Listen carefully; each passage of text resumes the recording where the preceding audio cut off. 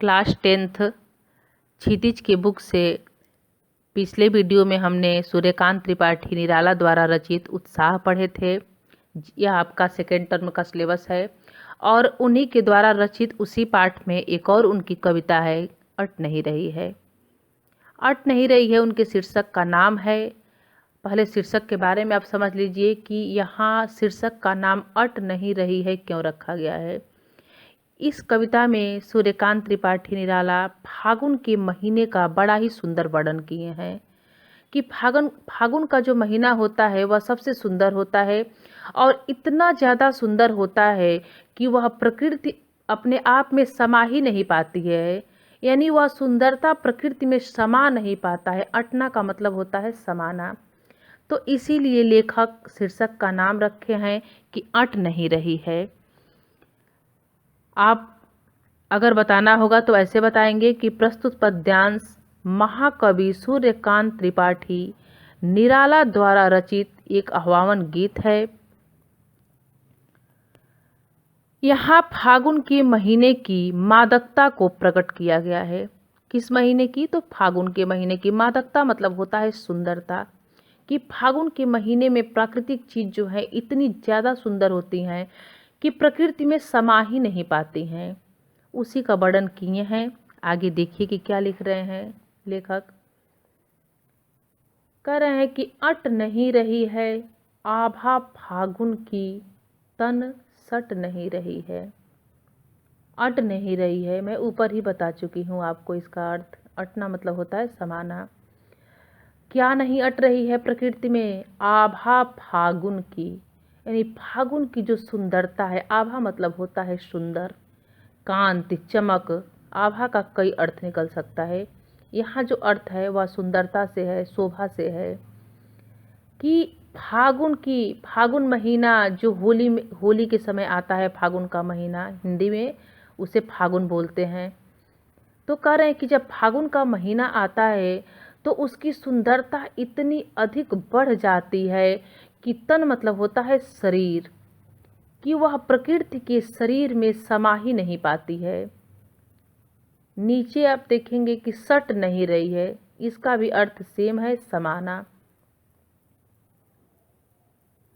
तो कवि क्या कह रहे हैं, लेखक क्या कह रहे हैं कि फागुन महीने की आभा यानी सुंदरता इतनी ज़्यादा बढ़ जाती है फागुन महीने में कि वह प्रकृति के तन में यानी शरीर में समा ही नहीं पाती है, सट नहीं रही है, समा नहीं पा रही है। इतना ज़्यादा फागुन महीने का जो महीना होता है वह इतना सुंदर होता है। नीचे देखिए क्या लिख रहे हैं। कह रहे हैं कि कहीं सांस लेते हो, घर घर भर देते हो, उड़ने को नभ में तुम पर पर कर देते हो, आँख हटाता हूँ तो हट नहीं रही है। ऊपर का आप देख लेंगे कि क्या कह रहे हैं कि कहीं सांस लेते हो, यानी जब तुम सांस लेते हो। कौन? फागुन का महीना।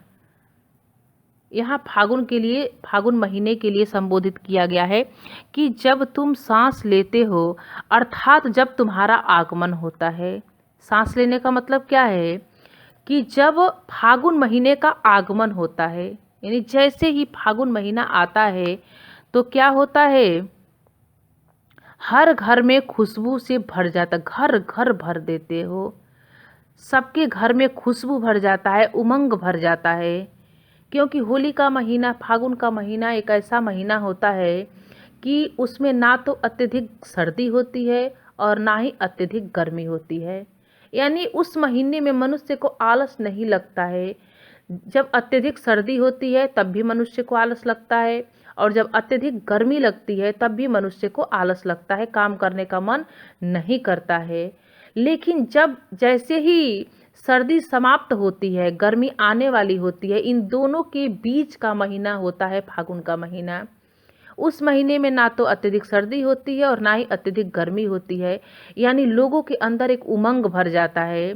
तो वही लेखक कह रहे हैं कि कहीं सांस लेते हो, यानी जैसे ही फागुन महीने का आगमन होता है घर घर भर देते हो, सबके घर में एक आनंद भर जाता है, लोगों में एक उत्साह जग जाता है, सबके घर में खुशबू भर जाता है। फिर लेखक नीचे क्या कह रहे हैं कि उड़ने को नभ में तुम पर कर देते हो। नभ मतलब होता है आकाश। नभ मतलब क्या होता है? आकाश। तो लेखक क्या कह रहे हैं कि जब फागुन का महीना आता है तो आकाश में उड़ने के लिए, यानी लोगों को नए नए काम करने के लिए पर कर देते हो। पहले इसका शाब्दिक अर्थ देख लीजिए, फिर मैं इसका भाव बताऊंगी। उड़ने को नभ में तुम पर कर देते हो, यानी आकाश में उड़ने के लिए तुम मनुष्य को पंख प्रदान करते हो। पर मतलब क्या होता है? पंख। पर मतलब पंख। भाई बिना पंख का तो कोई आकाश में उड़ नहीं पाएगा। तो लेखक कह रहे हैं कि उड़ने को नभ में तुम पर कर देते हो, यानी मनुष्य को आकाश में उड़ने के लिए तुम पंख प्रदान करते हो। लेकिन यह तो इसका शाब्दिक अर्थ है, कि मनुष्य आकाश में तो उड़ नहीं सकता है। लेकिन इसका भाव क्या है कि मनुष्य को नए नए कार्य करने के लिए तुम प्रेरित करते हो, प्रेरणा देते हो, मनुष्य के अंदर एक उमंग भर देते हो। जैसे ही फागुन का महीना आता है, कौन उमंग भरता है? फागुन का महीना मनुष्य को नए कार्य करने के लिए प्रेरित करता है, एक प्रेरणा देता है फागुन का महीना। फिर देखिए नीचे क्या कह रहे हैं, आंख हटाता हूं तो हट नहीं रही है। यानी फागुन के महीने का सुंदरता इतना ज़्यादा है कि चाह के भी प्रकृति उससे अपनी आंख हटा नहीं पाता है। अगर मनुष्य को कोई चीज़ बहुत अच्छी लगती है तो हम बार बार उसे देखने का मन करता है। तो लेखक कह रहे हैं कि आंख हटाता हूँ तो हट नहीं रही है, अर्थात फागुन महीने की सुंदरता इतनी अधिक बढ़ गई है कि वहाँ से आंख हट नहीं रही है। ऐसा प्रतीत होता है कि बस उसको ही देखता रहूं। फिर नीचे क्या कह रहे हैं, पत्तों से लदी डाल, कहीं हरी कहीं लाल, कहीं पड़ी है उर में मंद गंध पुष्पमाल, पाट पाट शोभाश्री पट नहीं रही है। देखिए लेखक क्या कह रहे हैं कि पत्तों से लदी, कहीं हरी कहीं लाल, यानी पेड़ जो है वह पत्तों से लद गए हैं। कहीं पत्ते हरा रंग के दिखाई दे रहे हैं तो कहीं पत्ते लाल रंग के दिखाई दे रहे हैं। कहीं कहीं किसी किसी पेड़ का जो पत्ता होता है आप देखे होंगे कि वह लाल होता है। तो लेखक क्या कह रहे हैं कि सारे फागुन के महीने में सारे पेड़ जो हैं वह पत्तों से लद गए हैं। कहीं हरा दिखाई दे रहा है कोई पत्ता, तो कहीं लाल दिखाई दे रहा है कहीं पत्ता। फिर नीचे कह रहे हैं कि कहीं पड़ी है उर में, उर मतलब होता है हृदय। उर मतलब क्या होता है? हृदय। तो लेखक क्या कह रहे हैं कि कहीं पड़ी है उर में मंद गंध पुष्पमाल, और ऐसा प्रतीत हो रहा है कि कहीं प्रकृति के हृदय में मंद गंध, यानी धीमी धीमी सुगंध वाले, मंद मतलब होता है धीमा, मंद मतलब क्या होता है? धीमा, और गंध मतलब होता है सुगंध। तो लेखक क्या कह रहे हैं कि कहीं हृदय में धीमा धीमा सुगंध देने वाला पुष्पों की माला पड़ा हुआ है। पाट पाट यानी जगह जगह, पाट पाट मतलब जगह जगह, यानी जगह जगह फागुन महीने की शोभाश्री, शोभाश्री का मतलब होता है सौंदर्य से भरपूर, सौंदर्य से भरपूर।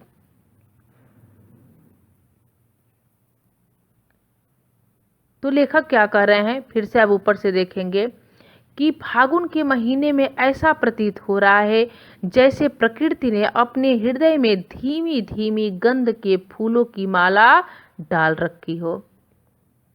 ऊपर दो लाइनों का अर्थ क्या है कि फागुन के महीने में ऐसा प्रतीत हो रहा है कि प्रकृति ने अपने उर में, हृदय में धीमी धीमी गंध के फूलों की माला डाल रखी हो। फागुन के महीने आने पर जगह जगह पाट पाट यानी जगह जगह इतनी ज़्यादा सुंदरता बढ़ जाती है कि पट नहीं रही है, वह प्रकृति में समा नहीं रही है। इसका भी अर्थ सेम है, समाना।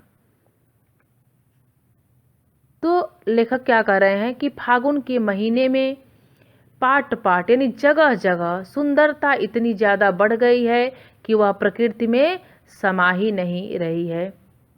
ऊपर से थोड़ा सा आप एक बार और देख लीजिए कि हाँ, इस पैराग्राफ से कि क्या कर रहे हैं कि पत्तों से लदी डाल कहीं हरी कहीं लाल, यानी फागुन के महीने में पेड़ जो है वह पत्तों से लद गए हैं। कहीं हरा पत्ता दिखाई दे रहा है, कहीं लाल पत्ता दिखाई दे रहा है, कहीं पड़ी है उर में मंद गंध पुष्पमाल, कहीं प्रकृति के हृदय में धीमा धीमा सुगंध देने वाला पुष्पों की माला है।